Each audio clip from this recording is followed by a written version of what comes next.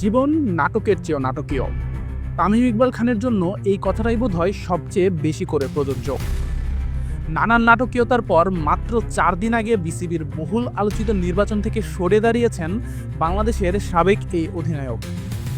BCB সভাপতি হবার লক্ষ্য নিয়ে নির্বাচনে দাঁড়ানো তামিমের জন্য পরিস্থিতি এতটাই জটিল হয়ে গিয়েছিল যে সভাপতি তো দূরে থাকুক, পরিচালক হওয়াটাই অনিশ্চিত হয়ে পড়েছিল। রাজনৈতিক ছায়ায় নির্বাচনী ক্যাম্পেইন করা তামিম শেষমেশ রাজনীতির শিকার হয়েই নিজের মনোনয়নপত্র প্রত্যাহার করেছেন।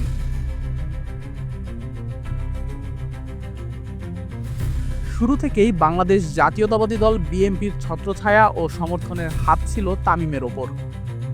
বিসিবির সাবেক সভাপতি ও বিএনপির প্রভাবশালী নেতা আলী আসগর লবি প্রকাশ্যেই বিএনপির প্রার্থী হিসেবে ঘোষণা করেন তামিমের নাম।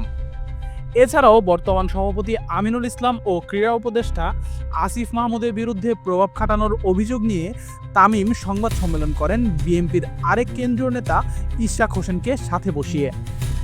সেই সাথে বিএনপির সিনিয়র নেতাদের পুত্রদেরও কাউন্সিলর বানিয়ে বিসিবিতে আনতে উদ্যোগী হন তামিম। আর তামিমের মতো ফেসকে ব্যবহার করে বিসিবির পরিচালক পদ বাগিয়ে নিতেও উদ্যোগী হন রাজনৈতিক ব্যক্তিবর্গরা।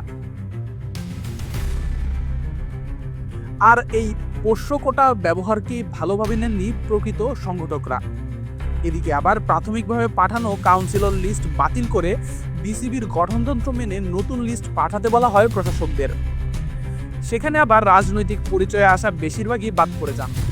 ফলে তাদের জায়গায় কাউন্সিলর হিসেবে ফেরার সুযোগ হয় দীর্ঘদিন কাজ করা সংগঠকদের।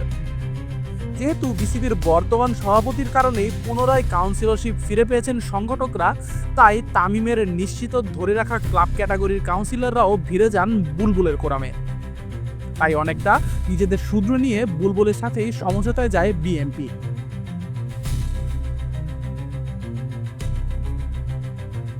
এখন তাহলে সহসভাপতি বা পরিচালক হতে না চেয়ে কেন সরে দাঁড়ালেন তামিম? বিএনপি সমর্থিত 27 ক্লাবের বাইরেও বড় সংখ্যক ক্লাবগুলো নিজেদের প্রভাব রাখতে চায় ক্রিকেট বোর্ডে। তাই সহসভাপতি পদগুলো নিয়েও দর কষাকষি করছে তারা। এই মুহূর্তে বিএনপি সমর্থিত বেশিরভাগ ভোটই ভাগ হয়ে যাওয়ায় এখন পরিচালক হতেও যে ভোটের দরকার সেই ভোটও নিশ্চিত নয় তামিম ইকবালের। তাই তামিমকে ব্যবহার করে অনেকেই নিজেদের রাজনৈতিক স্বার্থ হাসিল করলেও সেই তামিমই এখন রাজনৈতিক মারপ্যাচে পড়ে হেরে যাবার শঙ্কায় নির্বাচন থেকেই সরে দাঁড়ালেন। আশিকুর রহমান শান্ত, ডি স্পোর্টস।